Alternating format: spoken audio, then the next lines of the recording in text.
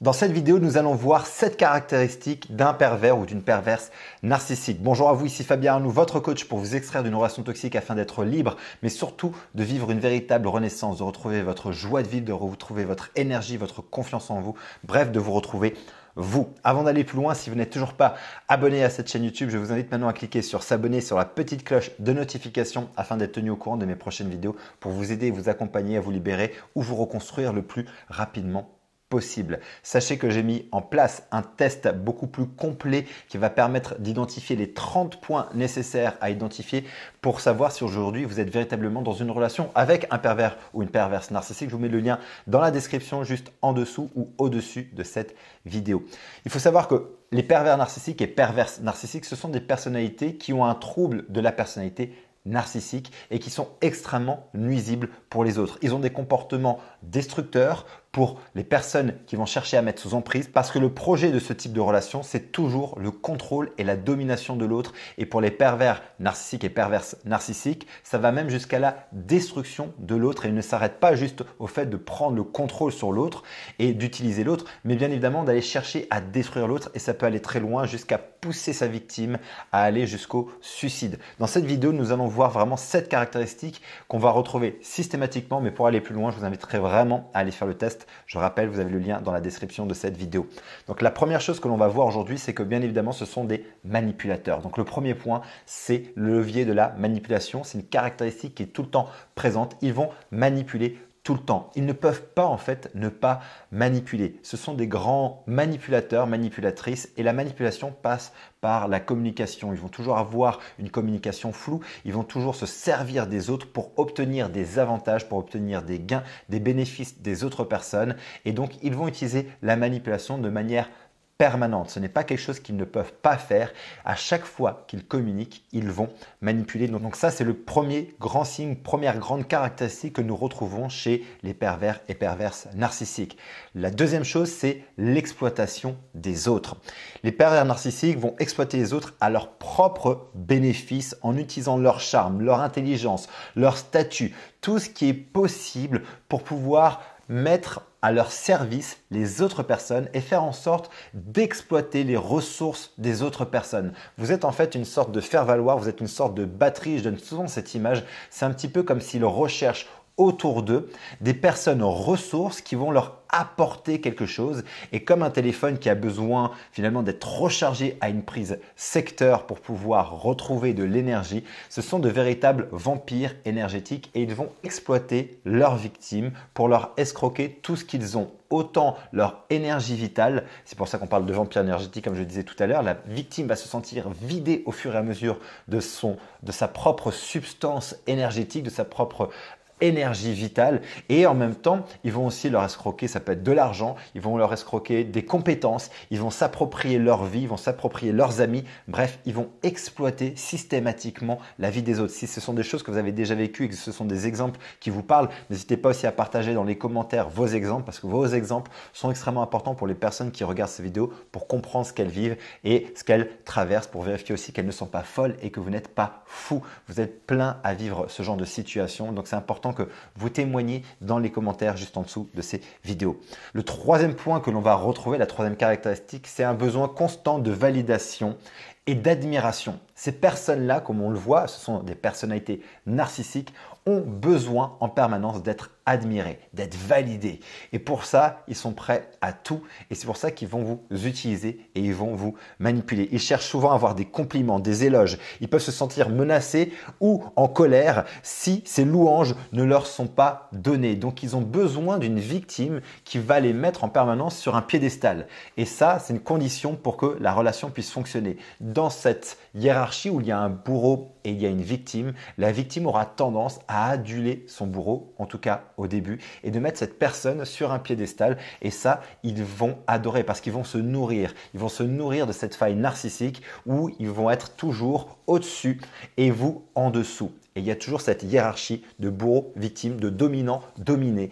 Et vous allez rester bloqué dans cette dynamique-là. Et cette dynamique est faite bien évidemment d'humiliation, est faite de violence, est faite à chaque fois d'acharnement des fois et va vous rappeler systématiquement que vous devez rester à votre place. Donc il y aura par ici une communication qui peut être extrêmement brutale par moment et pas forcément frontale mais aussi indirecte par des regards, par des silences. Ils vont chercher à vous punir systématiquement dès que vous essayez finalement de reprendre un peu le contrôle de votre vie ou de vous repositionner au même niveau qu'eux. Ça c'est insupportable pour eux. Ils vont à chaque fois chercher à vous rabaisser, à vous faire comprendre que vous n'avez pas à être à cette place-là parce qu'il n'y a que eux. D'ailleurs, dans leur discours, ils sont toujours mieux que les autres, ils sont toujours plus intelligents, plus forts. Les autres sont toujours moins bien, moins intelligents, moins performants. Bref, ils sont toujours mieux que les autres.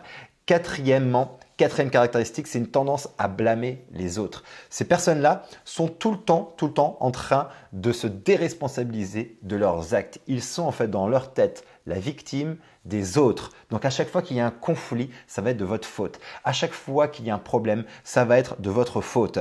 En fait, ils blâment tout le temps les autres pour les problèmes qu'ils vont créer eux-mêmes. Donc ils peuvent également être très critiques envers les autres et avoir une image idéalisée d'eux-mêmes en supposant que c'est normal, vu qu'ils sont mieux que les autres, ce n'est jamais de leur faute. Ils ne se remettent donc jamais en question et c'est une véritable pathologie chez eux, c'est pathologique de ne pas pouvoir se remettre en question. Parce que se remettre en question demanderait tout simplement une capacité d'introspection pour aller voir qu'ils ont potentiellement effectivement un problème et qu'ils doivent travailler sur eux. Mais pour eux, ça c'est insupportable. C'est pour ça qu'on vous dit tout le temps, et je vais le répéter, n'essayez pas de changer un pervers ou une perverse narcissique. Ces personnalités ne changent pas et vous allez vous perdre dans cet espoir qu'un jour ils ou elles changent parce qu'ils ne veulent pas changer, ils ne peuvent pas changer tout simplement parce qu'ils ne se remettent pas en question. Et l'ingrédient fondamental pour qu'une personne puisse évoluer et changer, c'est quoi? C'est la remise en question. D'ailleurs, les victimes ont souvent cette capacité beaucoup trop poussée de se remettre en question, mais ça on le voit dans d'autres vidéos.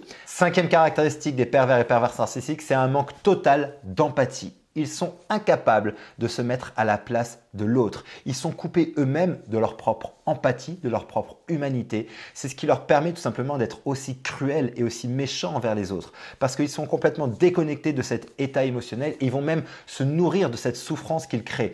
Eux, ce qu'ils veulent, c'est vous détruire et ça va les nourrir parce que ça va alimenter leur ego, leur besoin de dominer, leur besoin de contrôle, leur besoin de se situer au-dessus. Et voyant qu'ils ont ce pouvoir-là, en vous détruisant, ils vont croire que ça vient alimenter tout simplement ce pouvoir et cette illusion de cet ego surdimensionné. Donc, ils ont un manque total d'empathie. Cette empathie-là n'a pas été créée, n'a pas été développée et c'est ce qui font d'eux d'ailleurs des personnes extrêmement dangereuses. Parce que qu'est-ce qui fait qu'un humain est humain? C'est justement l'empathie, la compassion, la gentillesse, cette capacité à pouvoir se mettre à la place de l'autre, de comprendre les émotions de l'autre, d'un moment donné d'arrêter d'aller chercher certaines limites ou de ne pas aller justement franchir des limites parce que vous savez que ça fait souffrir l'autre et que vous ne voulez pas ça. L'empathie permet tout simplement d'être en résonance avec un autre être humain, d'être en connexion avec. Eux, ils ne sont pas en connexion parce qu'ils sont en domination. Donc, il n'y a absolument pas d'empathie chez ces personne. D'ailleurs, si aujourd'hui vous voulez aller plus loin, j'ai alloué ces prochains jours quelques créneaux pour vous permettre d'avoir une session diagnostic au téléphone. On fera le point ensemble sur votre situation et si aujourd'hui vous êtes déterminé et engagé à vouloir vous libérer ou vous reconstruire de ce type de relation d'emprise, n'hésitez pas à prendre rendez-vous. On pourra parler ensemble de votre situation justement et faire le point sur qu'est-ce qui bloque chez vous, qu'est-ce qui vous empêche d'avancer, qu'est-ce qui vous empêche de vous reconstruire, qu'est-ce qui fait que vous faites du surplace et je vous expliquerai, je vous parlerai du moyen le plus rapide pour pouvoir vous libérer ou vous reconstruire. Je vous mets le lien dans la description juste en dessous. C'est un appel parfaitement gratuit. N'hésitez pas. La sixième caractéristique, c'est un comportement agressif et violent. Ils vont utiliser la violence verbale, des fois aussi physique, pour vous manipuler, pour créer de la peur, pour obtenir ce qu'ils veulent de vous. Donc, ils vont être très rabaissants, très cassants, très humiliants. Ils vont faire en sorte d'utiliser une violence permanente, autant mentale que émotionnelle et comme dit parfois physique, pour vous contrôler, pour vous malmener, pour vous obliger au fur et à mesure à vous replier sur vous et surtout pour avoir du contrôle et de l'emprise sur vous. Et septième caractéristique que nous voyons aujourd'hui dans cette vidéo, c'est le fait d'être capable de changer de personnalité en fonction de leur public. Ce sont de véritables caméléons et ce sont des personnes qui d'un coup vont dire A et le lendemain vont dire B.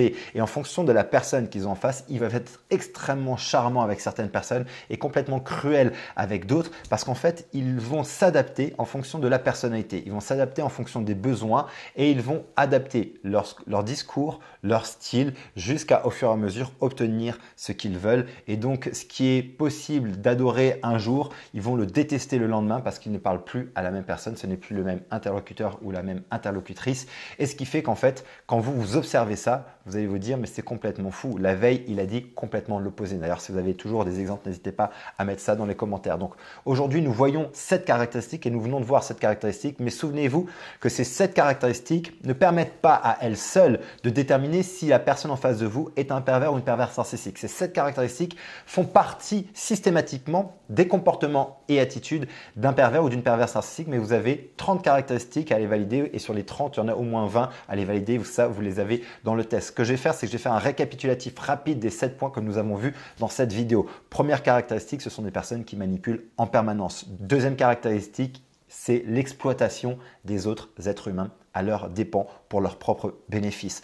Troisième point, c'est un besoin constant de validation et d'admiration. Quatrième point, c'est une tendance à blâmer les autres systématiquement et à se déresponsabiliser de leurs résultats et de leurs responsabilités tout simplement.